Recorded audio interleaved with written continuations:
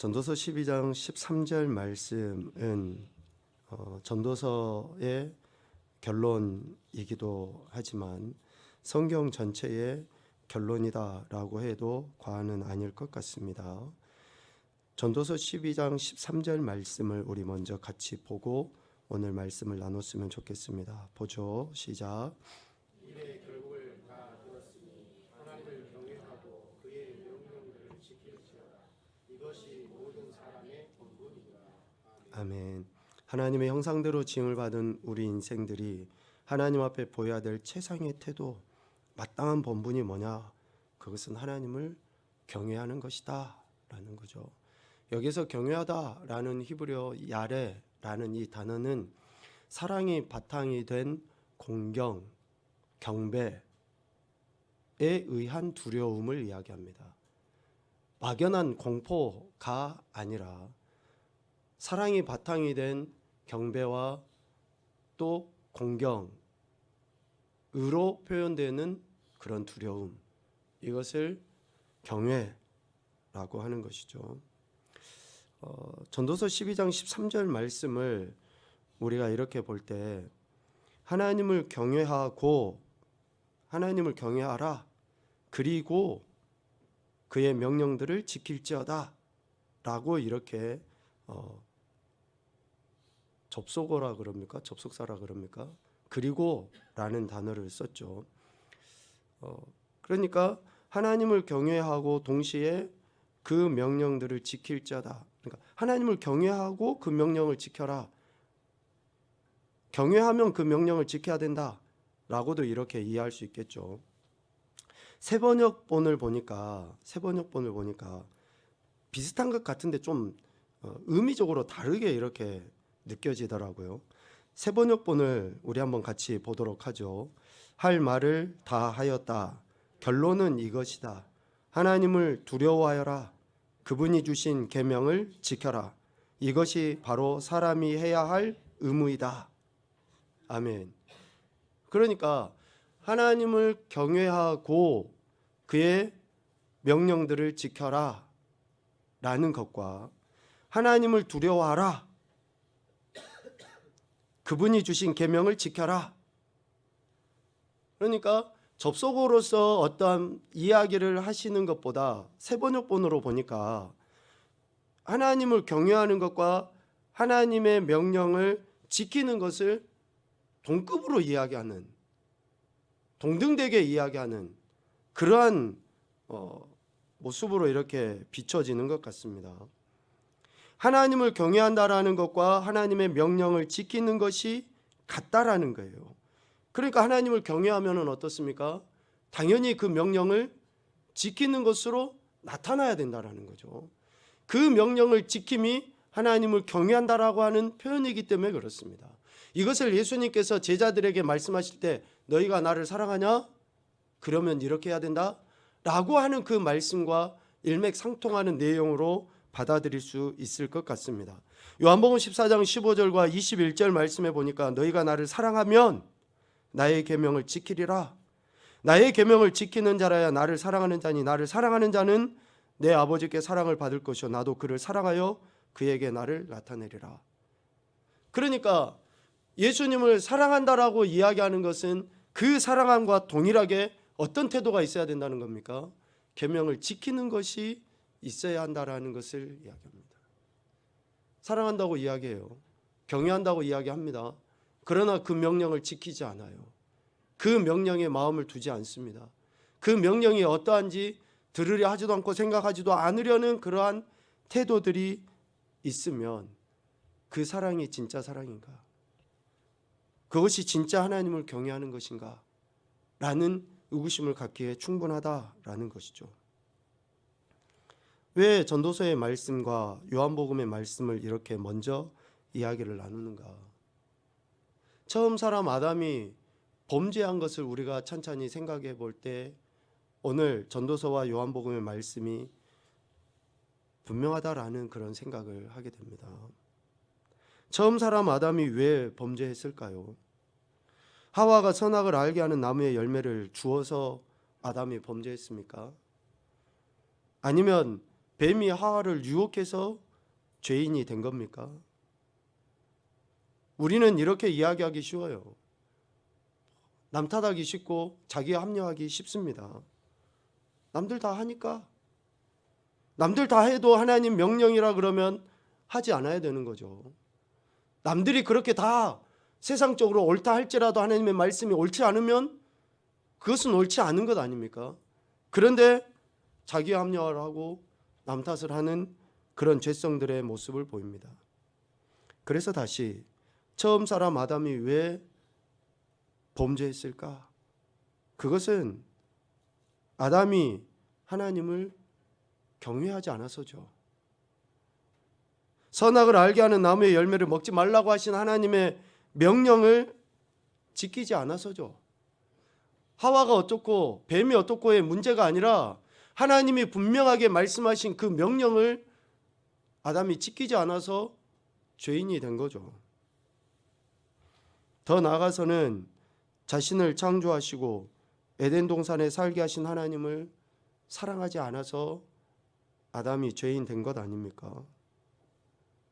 아담의 후손인 오늘 우리도 죄인이라고 이야기합니다. 로마서 3장에서 이야기하는 것처럼 의인은 하나도 없고 다 죄인이라고 분명하게 성경에서는 말씀하십니다. 그러면 우리가 왜 죄인입니까? 아담의 죄가 우리에게 유전으로 피에 흘려져서 우리가 죄인 된 겁니까? 나는 죄를 짓지 않았는데 아담이 죄를 지어서 내게 유전적으로 와서 그게 죄가 내게 들어왔고 내가 죄인이 된 겁니까? 아닙니다. 아담은 대표성이에요. 모든 인류의 대표자. 아담의 자리에 누가 있었습니까? 내가 있었어요. 선악을 알게 하는 나무의 열매를 먹는 그 순간 아담이 있었던 것이 아니라 내가 있어서 내가 죄인 된 겁니다. 다시 말하면 내가 하나님의 말씀 명령을 지키지 아니하고 불순종함으로 내가 죄인 된 거고, 내가 하나님을 사랑하지 아니함으로 내가 죄인이 된 것이지 다른 누구 때문에 죄가 내게 들어왔다가 아닌 것이죠. 오늘 저와 여러분은 각자 하나님 앞에 대한 하나님을 사랑하는 것, 하나님을 경외하고 하나님의 명령을 지키는 것에 대한 바른 태도를, 그래서 우리가 더 취하기 위해서 이 시간 예배 가운데 나가는 것이고, 예배를 통해서 다시금 내가 죄인인 것을 깨닫고 예수 그리스도의 은혜를 구하기 위해서 이 시간 하나님 앞에 우리의 모습을 드리는 줄로 믿습니다. 죄인인 우리 인생을 하나님께서는 불쌍히 여기시죠. 그 불쌍히 여기심이 오늘 로마서 3장 21절에 분명히 나타나 보여져 있습니다. 이제는 율법 외에 하나님의 한 의가 나타났으니 율법과 선지자들에게 증거를 받은 것이다 라고 분명하게 말씀합니다. 하나님의 사랑을 먼저 죄인된 우리 인생들에게 하나님께서 보이셨다라는 거예요. 우리 인생들에게 하나님의 의를, 즉 율법과 선지자들에 의해 증거받은 그 하나님의 의를 우리에게 나타내 보이심으로 말미암아 우리가 어떤 은혜를 경험하게 됩니까? 3장 24절 속량, 3장 25절 죄를 간과하심, 즉 죄사함의 은혜를 우리가 얻게 된 것입니다. 이 은혜를 기억하고 살아가는 것이 그리스도인이에요. 이 은혜를 날마다 입술로 고백하고 시인하고 선포하는 사람이 그리스도인입니다. 이 은혜를 망각해버린 인생들은 예수 그리스도의 핏값이, 하나님이 우리를 사랑하심이 얼마나 가치가 없다라는가라는 것을 드러낼 뿐이다 라는 것이죠. 그래서 매 순간순간 우리는 하나님이 우리에게 먼저 보여주신 이 사랑, 죄인임에도 불구하고 먼저 우리에게 보여주신 이 사랑에 대한 그 인정, 그 선포, 그 시인이 있어야 한다라는 것을 우리에게 가르쳐 주십니다. 이 분명한 사실을 믿고 하나님의 영광을 드러내는 참 그리스도인이 되시기를 주님의 이름으로 축복합니다. 오늘 로마서 4장 말씀은 3장의 말씀을 확증시키기 위하여 한 인물이 살아왔던 과정을 구체적으로 묘사를 하고 있습니다. 로마서 3장에서는 특별히 19절 이하의 이 말씀의 핵심은 믿음으로 말미암아 의롭다함을 받는다라는 것을 가르치시고 있습니다. 이것을 증명해 보이기 위하여 성경에 나온 역사적인 인물, 그 가운데 유대인들이라고 하는, 또 모든 믿는 자의 조상이라고 하는 아브라함을 들어서 믿음으로 말미암아 의로워진다라는 것을 확증시켜 주시려 하고 있다라는 것이죠. 1절에 이야기하는 것처럼 아브라함은 육신으로 유대인의 조상입니다. 그 아브라함이 하나님께 의롭다함을 얻었어요. 의롭다함을 얻음으로 인해서 아브라함의 후손된 인생들이 아브라함과 같이 의롭다함을 받게 된 것입니다. 그런데 아브라함이 언제 어떻게 의롭다함을 받았는가? 그것을 지금 구체적으로 이야기를 하는 것이죠. 1절부터 3절까지의 말씀을 통해서 아브라함이 의롭다함을 받았는데, 그 의롭다함을 받은 것은 행위로서가 아니라, 즉 율법의 행위로서가 아니라 하나님을 믿는 믿음으로 의롭다함을 얻게 되었다라고 강조를 하고 있습니다. 유대인들에게 조상은 아브라함이에요. 그 아브라함이 어떻게 의롭다 인정함을 받았는지에 대해서 가르치심으로 인해서 지금 유대인들이 의롭다함을 받을 수 있는 것이 아브라함과 같은 믿음이 있을 때이다 라는 것을 강조하고 계시는 거죠. 아브라함이 의롭다 하심을 얻은 것은 율법의 행위, 즉 할례가 아니라 할례를 받기 이전이다 라고 이야기합니다. 창세기 15장에는 하나님께서 아브라함에게 후사에 대한 약속을 하시는 내용이 나오죠. 15장 6절에 보면 하나님께서 아브라함을 의롭다고 인정을 해주셔요. 아브라함이 여호와를 믿으니, 즉 하나님의 말씀을 믿으니 여호와께서 아브라함이 하나님의 말씀을 믿는 것을 보고 그의 의로 여기셨다라고 분명하게 말씀하십니다. 아브라함은 하나님께로부터 믿음으로 말미암아 의롭다 하심을 얻고 난 후에야, 15장 6절이 있고 난 이후에야 하나님께서 아브라함에게 뭘 말씀하십니까? 첫째는 계명, 그러니까 이름을 바꾸시죠. 그리고 두 번째는 할례를 말씀하셔요. 그러니까 율법의 행위는 아브라함이 믿음으로 말미암아 의롭다함을 받고 난 이후에 주어진 거예요. 이후에. 그 순서를 잘 보시면 됩니다. 창세기 17장 24절 25절에 보면 아브라함이 몇 세에 할례를 받습니까? 99세에 할례를 받아요. 그리고 약속의 후손은 아니지만 이스마엘이 13살 될 때에 할례를 받습니다. 이미 하나님께서는 15장에 후사에 대한 약속을 말씀하셨고 그 약속의 말씀을 아브라함이 믿고 의롭다함을 받았어요. 의롭다함을 받고 난 이후에야 비로소 하나님께서는 할례를 명령하셨다라는 것이죠. 그러므로 아브라함이 의로 여겨질 때는 할례시가 아니라 무할례시이다. 율법이 주어질 때가 아니라 율법이 없을 때 이미 의롭다 하심을 받게 된 것이다.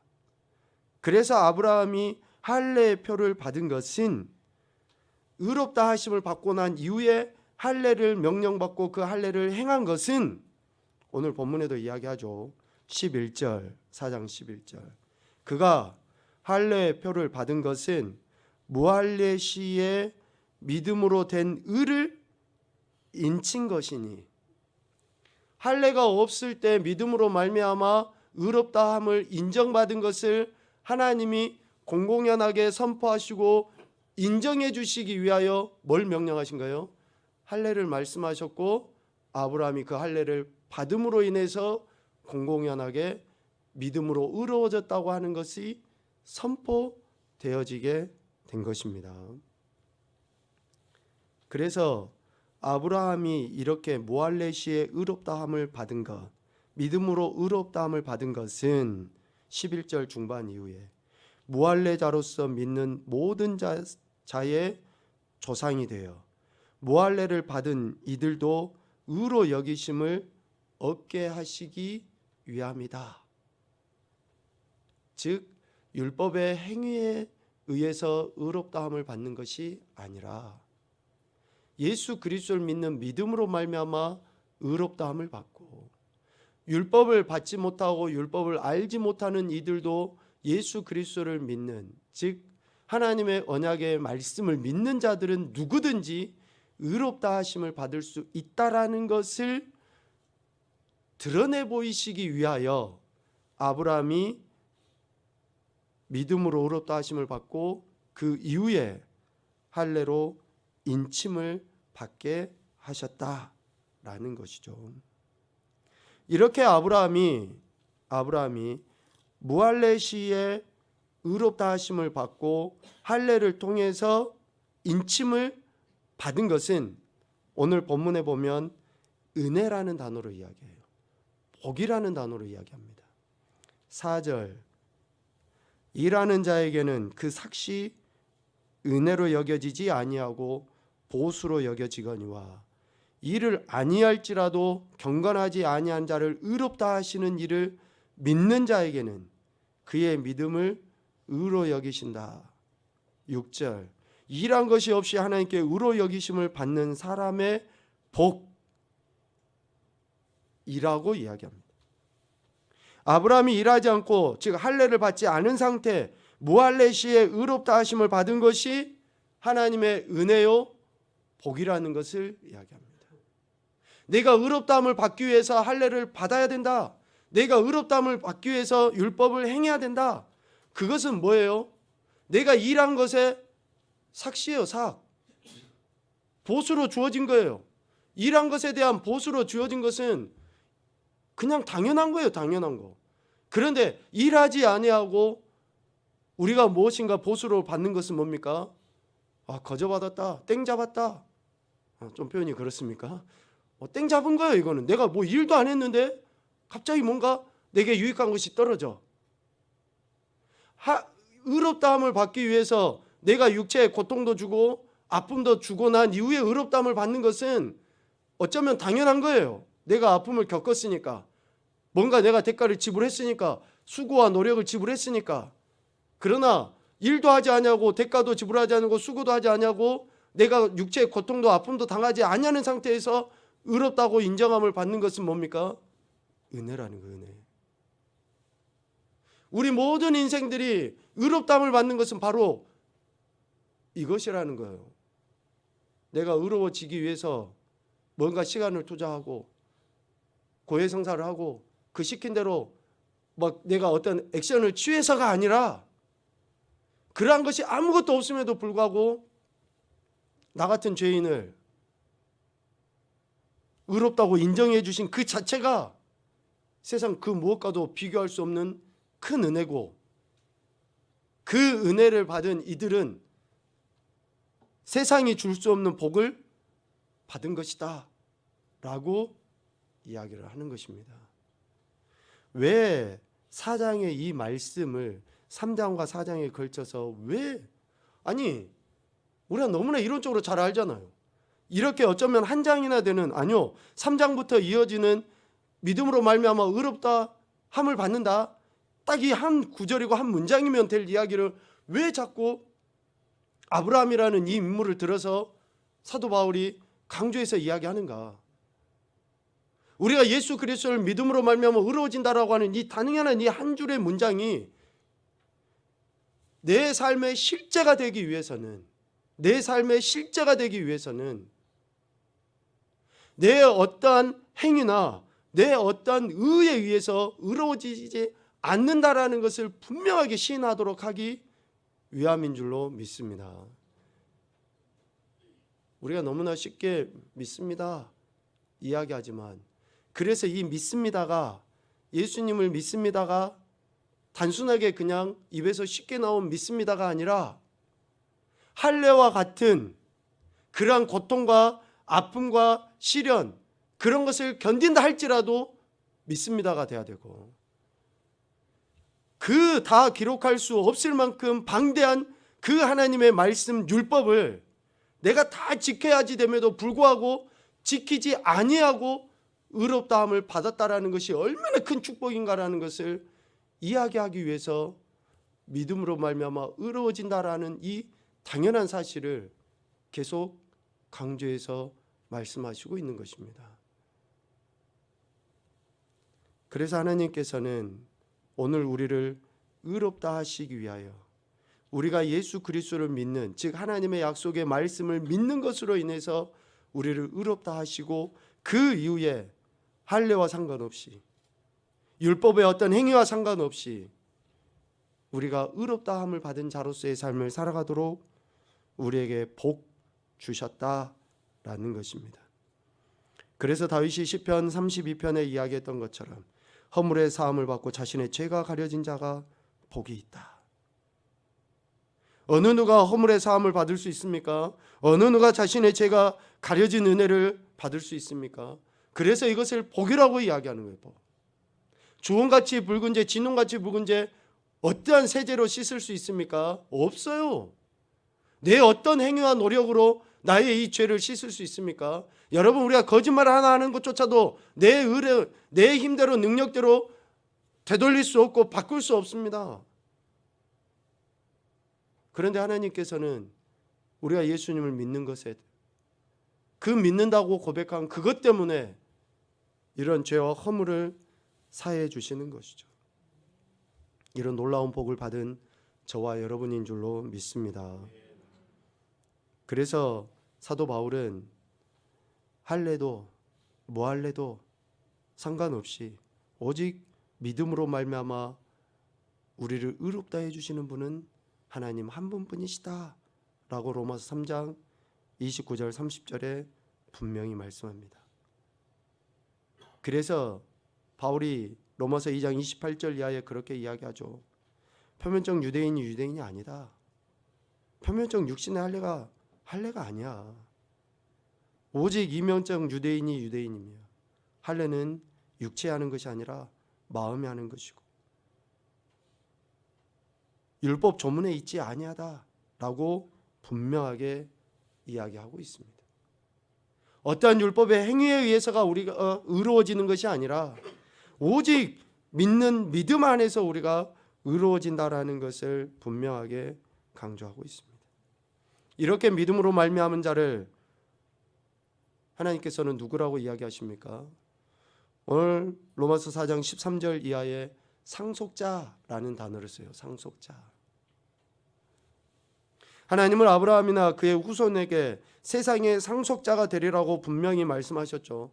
창세기 12장 3절에 아브라함을 부르실 때 뭐라고 이야기하십니까? 땅의 모든 족속이 너로 말미암아 복을 얻을 것이다 라고 분명하게 이야기하셔요.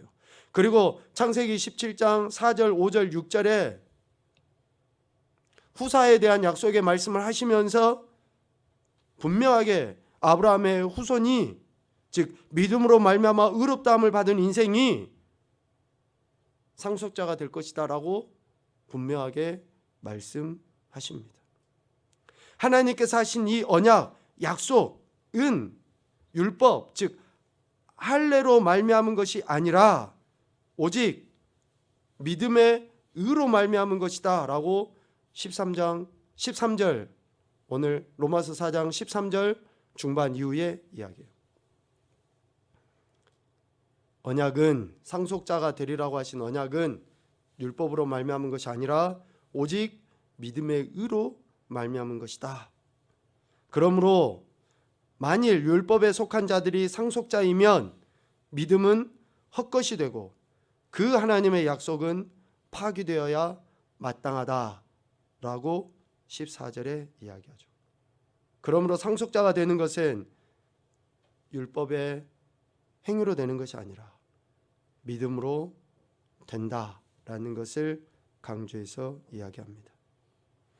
아브라함은 믿음으로 모든 사람의 조상이 되었습니다. 그리고 아브라함은 그 약속의 말씀을 의심하지 않고 믿음으로 말미암아 더욱더 견고하게 세워져 갔습니다. 20절. 어떤 상황이었습니까? 19절의 말씀을 봐보십시오. 100세나 되었고 자기 몸이 죽은 것 같고 사라의 태가 죽은 것 같음을 알고도 믿음이 약하여지지 않는, 어떤 상황에서도 하나님이 하신 약속의 말씀을 믿음으로 말미암아 의롭다함을 얻고 그 어떤 상황 속에서도 견고하게 서서 하나님의 영광을 드러내는, 그래서 우리의 실제의 믿음은 이렇게 돼야 돼요. 상황이 아니에요. 환경이 아닙니다. 하나님이 하신 약속의 말씀을 믿고 따라가는 것이 믿음이라는 거예요. 그렇게 믿음에 따른 그러한 삶, 상황에 따라 믿음이 변하지 아니하는 그런 삶을 사는 이들에게 하나님께서는 영광을 드러내게 하시는 거죠. 왜요? 약속하신 그것을 또한 능히 이루실 줄을 확신한 사람들에게는 하나님께서 이미 약속하신 것을 성취하셔서 보이시게 하는 것입니다. 이러한 믿음을 보시고 하나님은 아브라함을 의롭다 하신 것이었죠. 이런 아브라함의 믿음을 기록한 것은 오늘 24절 말씀입니다. 우리 24절 말씀은 같이 보도록 하죠. 의로 여기심을 받을 우리도 위함이니 곧 예수 우리 주를 죽은 자 가운데서 살리신 이를 믿는 자니라. 아멘. 왜 아브라함이 믿음으로 말미암아 의로워졌다라고 하는 이 이야기를 왜 계속 강조해서 이야기하는가? 그것은 바로 믿음으로 말미암아 의로 여기심을 받을 우리를 위해서, 오늘 저와 여러분을 위해서, 우리가 예수님 믿으면 이 정도는 해야지, 예수님 믿으면 이래야지, 아니요. 그 의미의 핵심은 뭡니까? 야, 네가 예수 믿는다며? 이렇게 비아냥거리고 조롱하는 이들에게 대해 진짜 우리가 예수님 믿는 것은 믿음으로 말미암아 의로워졌다라는 것을 증명해 보이기 위함이고, 그 증명이 실제적인 내 삶의 태도에서 하나님의 선하신 뜻을 드러내는 것으로 나타나야 한다라는 것을 우리에게 가르치시기 위함이라는 거예요. 어느 누가 도덕적으로 완전할 수 있습니까? 그러나 우리를 의롭다 하시는 그 하나님의 은혜에 의하여 더 이상 우리가 세상의 법이나 또 어떤 행위에 의해서가 아니라 믿음으로 말미암아 의로워졌다라는 것을 이야기하는 것이죠. 자, 그러면 이걸 정리하고 오늘 마치도록 하겠는데요. 그럼 믿음은 뭐냐? 믿음이 뭐냐? 믿음으로 의롭다 하심을 얻는데 그럼 믿음이 뭐냐? 오늘 로마서 4장 말씀을 통해서 우리의 믿음이 이루어야 된다라는 것을 정리를 하고 마치도록 합시다. 첫째, 17절입니다. 하나님은 죽은 자를 살리시며 없는 것을 있는 것으로 부르시는 하나님 되심을 믿는 것이 믿음이에요. 아멘입니까? 우리가 하나님을 믿는다, 믿음으로 말미암아 의로워진다라고 할 때 이 믿음은 첫째, 하나님은 죽은 자를 살리시며 없는 것을 있는 것으로 부르시는 하나님 되심을 믿는 것. 두 번째 18절, 바랄 수 없는 중에서라도 믿어 하나님께서 하신 말씀을 이루어드리는 믿음. 이것이 우리의 믿음이어야 되고요. 세 번째 19절, 어떤 상황에서도 믿음이 약하여지지 아니하는 믿음. 그리고 20절, 하나님의 약속을 의심하지 않고 믿음으로 견고해져서 하나님께 영광 올려드리는 믿음. 이것을 믿음이라고 해요. 믿음은 그래서 추상적인 것이 아니에요. 감정적인 것도 아닙니다. 실제적으로 우리의 삶에서 이렇게 드러나는 그 믿음을 이야기를 하는 것이죠. 이 믿음으로 하나님께서 하신 약속의 말씀을 삶의 현장에서 성취해 드림으로 믿음의 상속자라는 정체성을 드러낼 수 있게 되는 것입니다. 이것이 오늘 우리에게 주신 축복이요, 또 우리의 삶의 기준인 줄로 믿습니다. 히브리서 기자는 히브리서 11장 1절, 2절, 6절 말씀에 앞서 이야기했던 네 가지의 이 믿음이 얼마나 크고 값진 믿음인가라는 것을 교훈해 주십니다. 이 말씀을 읽도록 하죠. 시작. 믿음은 바라는 것들의 실상이요 보이지 않는 것들의 증거니 선진들이 이로써 증거를 얻었느니라. 믿음이 없이는 하나님을 기쁘시게 하지 못하나니 하나님께 나아가는 자는 반드시 그가 계신 것과 또한 그가 자기를 찾는 자들에게 상 주시는 이심을 믿어야 할지니라. 아멘. 여러분 축복합니다. 이 믿음으로 의롭다함을 받고 의롭다함을 받은 자답게 상속자로서의 삶을 신실하게 살아내는 저와 여러분의 신앙과 삶이 되시기를 주님의 이름으로 축복합니다. 아멘.